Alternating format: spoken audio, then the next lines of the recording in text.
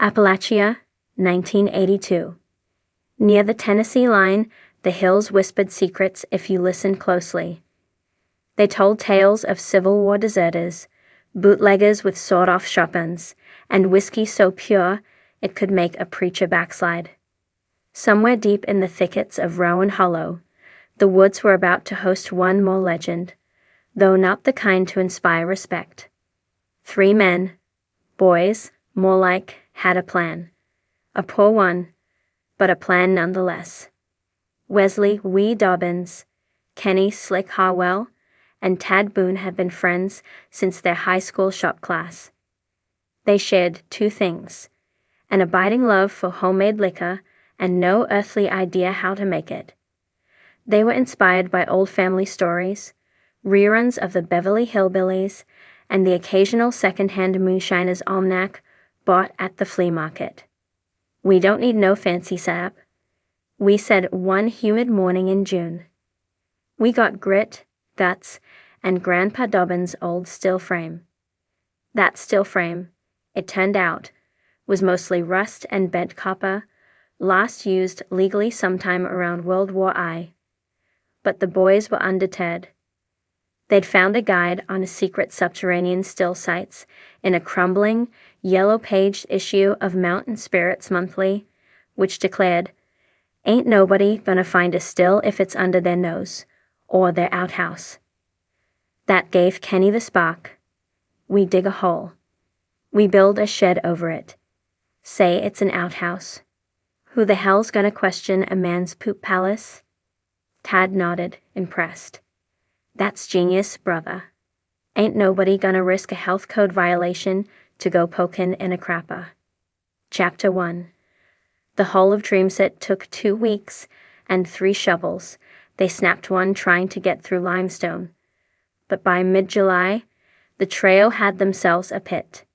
Not quite as deep as they hoped, only about 5.5 feet.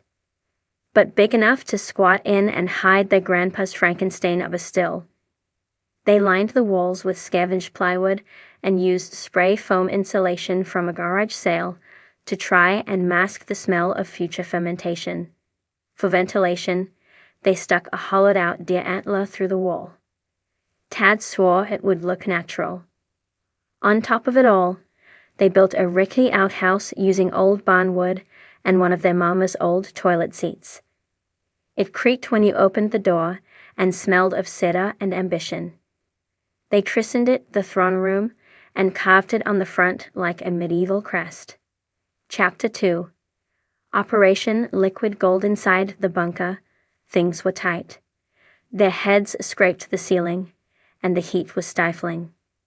But they had the essentials: a pressure cooker still rigged with radiator tubing, a few buckets of cracked corn and sugar, and a pile of mason jars they'd stolen from Kenny's grandma's pantry. The mash was rough, smelled like wet dog and vinegar, but it bubbled just enough for them to think it was working. "We're gonna be rich," Kenny said, lifting a glass of their first run.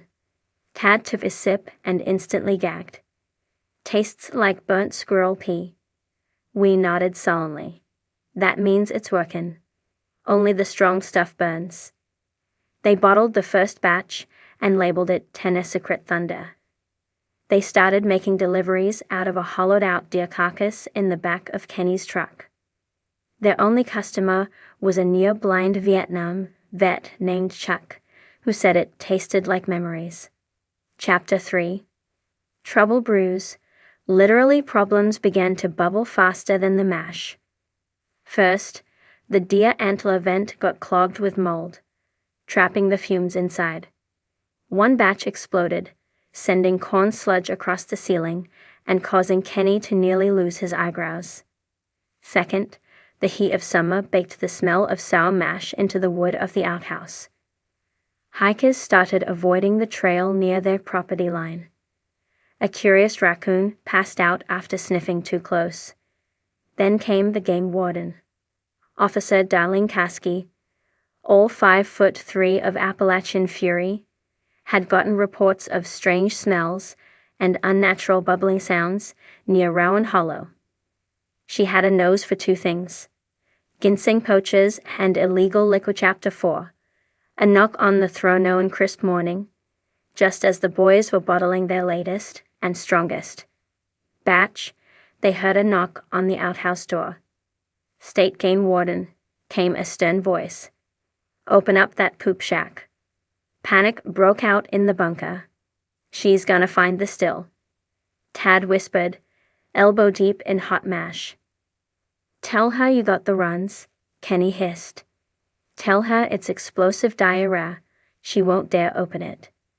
We burst through the outhouse door, pants already undone. Ma'am, he gasped. It's urgent. I've been eating pickled eggs and Vienna sausages for 3 days. You don't want to go in there, Darlene squinted. Smells like you've been eating sin. She circled the shack, spotted the antler vent, kicked the wood siding. Her boot went straight through, revealing blackened copper tubing and a faint trickle of moonshine. I ever tell y'all I grew up with the Hatfields? She asked, as she slapped on a pair of leather gloves.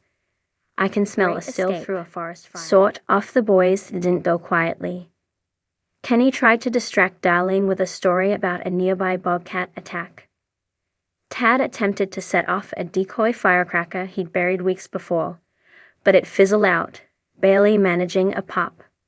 We, in a moment of misguided valor, offered her a mason jar. Peace offering, he said. First sips free. She sniffed it and winced. Tastes like radiative fluid and regret. She radioed for backup, and within the hour, 3 county deputies, 1 curious news reporter, and a freelance YouTuber from Asheville were gathered around the still. They took turns peering into the outhouse and shaking their heads. Never seen an underground operation this stupid, one deputy said, scratching his head. I kinda admire the effort. Chapter 6.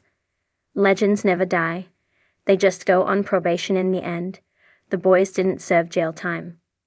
The judge, who happened to have tried bootlegging in college, gave them community service and a $500 fine. You're dumb, he said, but not dangerous. The story of the outhouse still spread fast.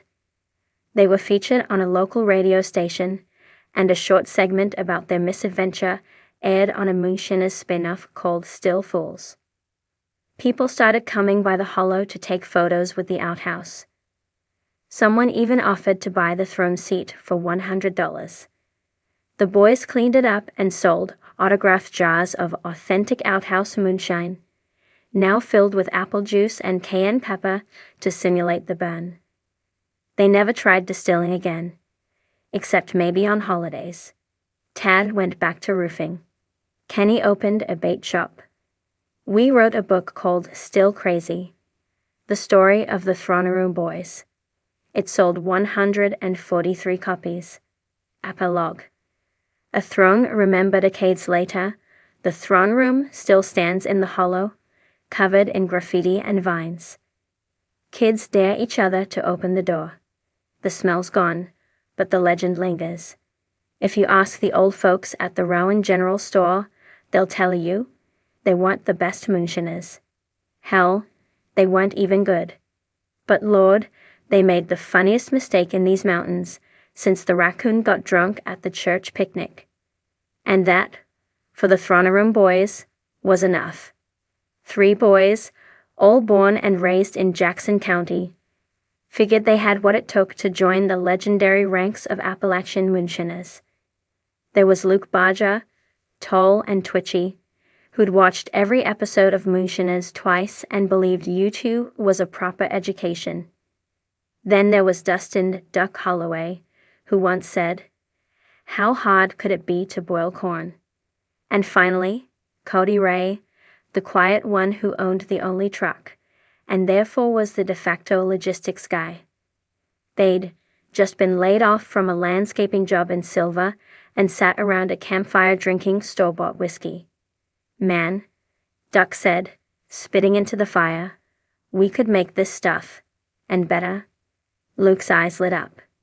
Yeah, and sell it to them tourists that come through on them hiking trails. You know how much a jar of Shine goes for in Asheville these days? Cody Ray squinted. Ain't that illegal? Luke waved it off. Only if you get caught. Chapter 2. The genius ideaed problem was, everybody and their cousin in Jackson County already had a favorite moonshiner. The old-timers had the hollows locked down. If they wanted to set up shop, they had to be clever. Duck, in what would be his one and only stroke of genius, said, "What if we dig a hole and hide the still underground?" Luke slapped his knee. "Dude, like Prohibition days. Ain't nobody checking underground." Cody Ray frowned. "We gonna dig a hole?" "Where?" Luke pointed to his uncle's hunting property on the edge of the Nantahala forest. "He ain't been out there since 2004. We dig the hole, build an outhouse on top, and boom, hidden in plain sight." Duck grinned. A poopin' place for a hoochin' space. Chapter 3. Digging for gold turns out, digging a hole big enough to brew liquor in is harder than it sounds. They borrowed shovels from Cody's grandma, bought a cheap pickaxe from a flea market, and started digging behind a clump of rhododendron in early spring. 3 days in, they hit a boulder. 5 days in, Duck got bit by a copperhead. After 2 weeks of digging and swearing, they had what resembled a sunken wooden box about 6 feet deep, 8 feet wide. They reinforced it with plywood and pallets from a Dollar General. They set up the still, a 10-gallon pot still, with a makeshift worm coil they built from radiator hose and a busted garden hose. Luke claimed it was just like popcorn Sutton used, only more modern. Over the hole, they built their outhouse. It had 4 walls, no plumbing, and a toilet seat nailed to a crate. Luke proudly wrote "Nature's Business" in marker on the front. The vent pipe was a bent car exhaust that Duck found in a junkyard.